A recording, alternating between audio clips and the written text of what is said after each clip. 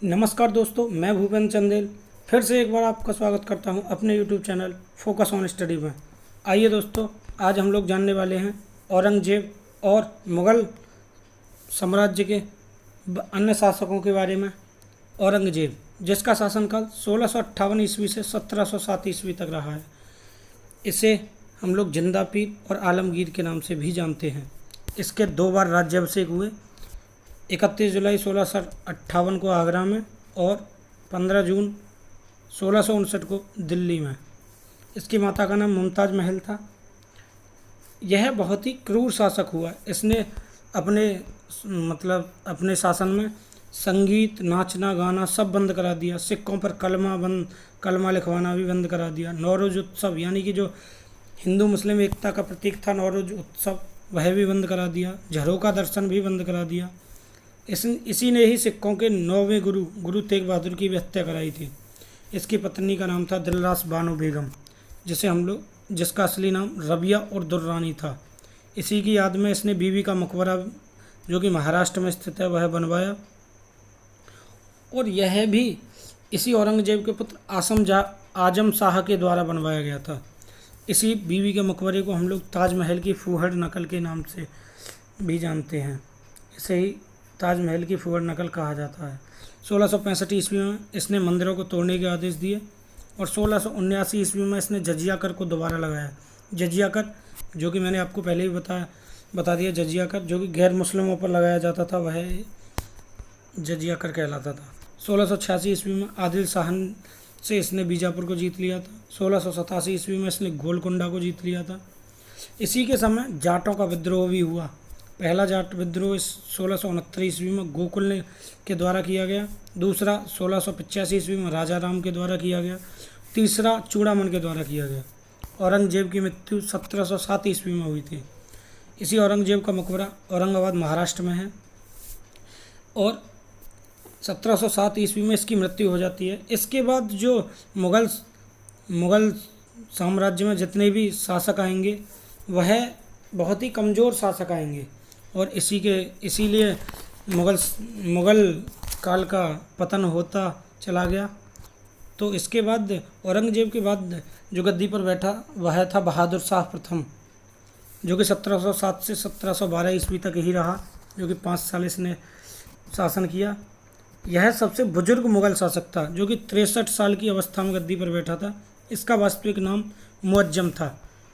इस मुअज्जम की उपाधि थी शाह-ए बेखबर, वृद्ध शासक, शाह आलम या आलम शाह प्रथम।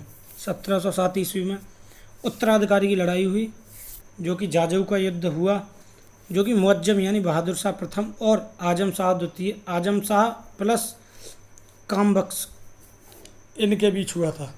इसमें मुअज्जम यानी बहादुर शाह प्रथम की मदद जो की थी वह थे गुरु गोविंद सिंह, जो कि सिखों के 10वें गुरु थे। इसमें मुअज्जम की जीत होती है और आजम शाह और कामबख्श की हार होती है। इसी जीत के बाद यह गद्दी पर बैठ जाता है और इसकी मृत्यु 1712 ईस्वी में होती है मुअज्जम की। इसके बाद जो गद्दी पर बैठता है वह होता है जहांदर शाह, जो कि 1712 से लेकर 1713 ईस्वी तक ही रहता है। इसे लंपट मूर्ख कहा था। एक इतिहासकार थे इरादत खां, उन्होंने इसे लंपट मूर्ख भी कहा है। इसके बाद गद्दी पर बैठता है फर्रुखसियर, जो कि 1713 ईस्वी से 1719 ईस्वी तक रहता है। इसे घृणित शासक कहा गया है। 1717 ईस्वी में अंग्रेज़ों को व्यापार के लिए इसने मैग्ना कार्टा जारी किया। फर्रुखसियर को गद्दी पर बिठाने का श्रेय सैयद बंधुओं को जाता है। सैयद बंधु कौन थे? सैयद बंधु 2 भाई थे, हुसैन अली और अब्दुल्ला। राजा जयसिंह को सवाई की उपाधि भी फर्रुखसियर ने दी थी। इसी फर्रुखसियर के बाद रफ़ी-उद-दरजत गद्दी पर बैठता है। रफ़ी-उद-दरजत के बाद रफ़ी-उद-दौलत बैठता है। रफ़ी-उद-दौलत के बाद नेकुसियर बैठता है। 1719 में ही यह 3-4 शासक बदल जाते हैं। नेकुसियर के बाद मोहम्मद शाह रंगीला, जो कि 1719 से 1748 तक गद्दी पर रहता है, वह आता है और इसने यानी मोहम्मद शाह रंगीला ने चिनक्लिच खां के साथ मिलकर सैयद बंधुओं को ही मरवा दिया था। चिनकलिज खां कौन था? चिनकलिज खां हैदराबाद की निजामशाही जो थी उसका संस्थापक था चिनकलिज खां। इस फर्रुखसियर का नाम मोहम्मद शाह रंगीला का असली नाम रोशन अख्तर था। 1737 ईस्वी में बाजीराव प्रथम ने आक्रमण किया था इसी के समय। 1739 में इसी के समय नादिर शाह ने भी आक्रमण किया था। नादिर शाह जैसे हम ईरान का नेपोलियन भी कहते हैं। इसी नादिर शाह ने 70 करोड़ के हीरे जवाहरात यहाँ से लूट कर ले गया था और इसने तख्ते ताउस से कोहिनूर हीरा भी ले लिया था। इसके बाद जो शासक हुए वह था अहमद शाह, जो कि 1748 से 1754 तक रहे। इसके बाद जो शासक आया वह था आलमगीर द्वितीय, 1754 से 1759 के बीच रहा। इसी के समय प्लासी का युद्ध हुआ। प्लासी का युद्ध जो कि 1757 ईस्वी में हुआ था। इसके बाद शाह आलम द्वितीय गद्दी पर बैठा 1760 ईस्वी से 1806 ईस्वी तक, यानी कि 46 वर्ष इसने शासन किया। इसी के समय पानीपत का तीसरा युद्ध 1761 में हुआ। बक्सर का युद्ध 1764 में हुआ। इसी के समय इलाहाबाद की संधि भी हुई। इसके बाद जो गद्दी पर बैठा था वह था अकबर द्वितीय, जो कि 1806 से 1837 ईस्वी तक रहा। इसी ने राजा राम मोहन राय को राजा की उपाधि दी थी। इसके बाद जो गद्दी पर बैठा वह था बहादुर शाह जफर द्वितीय, जो कि 1837 से 1857 ईस्वी तक रहा। यही बहादुर शाह जफर द्वितीय था जो अंतिम मुगल सम्राट था।